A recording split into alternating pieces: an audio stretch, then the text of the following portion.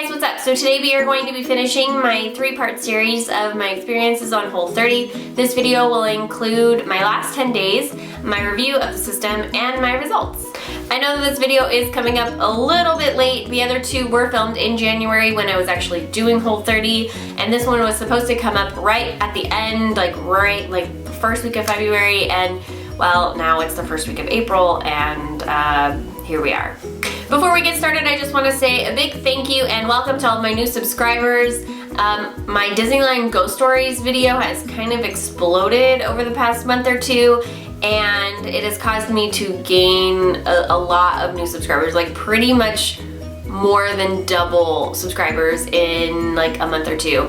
And so I'm really excited to see my channel grow. It's a little growth, it's not a big growth, but it makes me happy to see so many new people interested in what I do here. That being said, there are gonna be some changes coming to my channel really soon that I'm really excited about, and I can't wait to tell you about them. So if you're not subscribed, you should probably be subscribed and stay tuned for that coming soon. Alright, so let's get into my part 3 video of Whole30. Here we go! So I don't really have a lot to say about my last 10 days of Whole30. On one hand, it was the easiest week, I don't know. It's not a week because it's 10 days, but it was the easiest part of my experience because I completely understood the program. I was used to the foods that I was eating. I was used to the things that I couldn't have, and I wasn't really upset or I don't know, sad about the foods that I couldn't have. Like if I was somewhere and couldn't have a drink or something like that, it wasn't so upsetting. Not that I was like so upset at the beginning either, but if you can hear my dogs walking, they're walking on the hardwood floor, sorry. But on the other hand, it was also one of the hardest weeks because I knew that the end was coming. In the beginning and in the middle of the month, it was pretty easy to just kind of put that in the back of my head and be like, you know what, it's pretty far away. I'm not even gonna think about it. I'm just gonna focus on, you know, today and tomorrow and this week.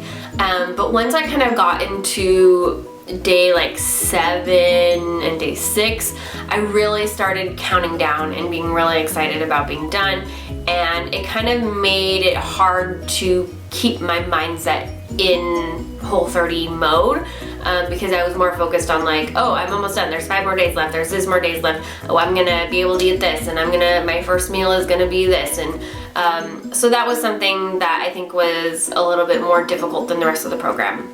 Other than that, I don't really have much to say about the last 10 days. They were pretty similar to days 11 through 20, honestly.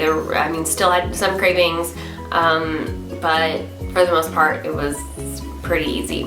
I did tend to eat a lot of the same foods during that week. I wasn't as experimental or looking for new stuff to eat. As far as my results go, on day 30, I had lost 10 pounds.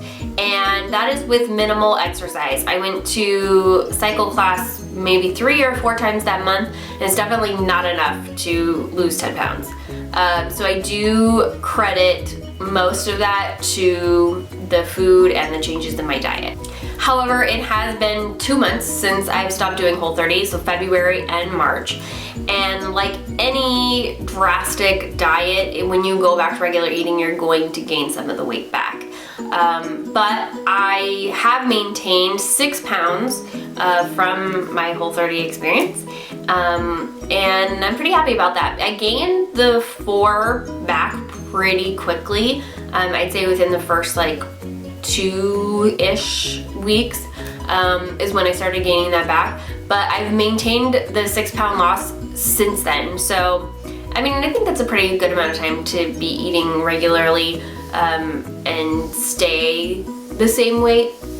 I didn't take before and after pictures. I didn't think I would lose enough weight in the month to merit slapping those on the internet. And I was right. I don't physically feel like I've lost enough weight. I don't think that 6 pounds really shows that much anyways. But my clothes all fit the same. I still physically feel the same weight. I definitely feel like I would do Whole30 again at some point. It was a good amount of time to kind of disrupt your eating cycle and kind of get you on a better track. and I really enjoyed the challenge of it. And I did lose 6 pounds, so that's pretty good to do all from food and nutrition. I don't think my husband would do it again with me, so I would probably be solo on that. But other than that, I don't think it's like a cure-all, holy grail, I'm gonna do this for the rest of my life. I mean, I'm definitely not gonna do this for the rest of my life kind of thing, because there are certain things that I just enjoy too much that would make me sad to never eat again, and that's just me. So I would definitely recommend trying it out. Do it at least once, you know. I mean, it's 30 days, it's not a big deal, and yeah. So that's my Whole30 experience. If you missed my past 2 videos, I'll link them somewhere in the cards or something. I don't know, I've never done the cards thing, but apparently they got rid of annotations, so I'll figure that out with this video. But I'll link them in the cards if you want to check those out. I'm also going to link my Ghost Stories video just in case that didn't bring you here, which I'm pretty much assuming that that's how you got here. But if you're here and you don't know what I'm talking about and you're interested in Disneyland and Ghost Stories, I'll also link that somewhere in the card. Make sure that you are subscribed if you're not, and stay tuned for lots of fun changes and more fun videos. Hope you guys have a great week. Bye!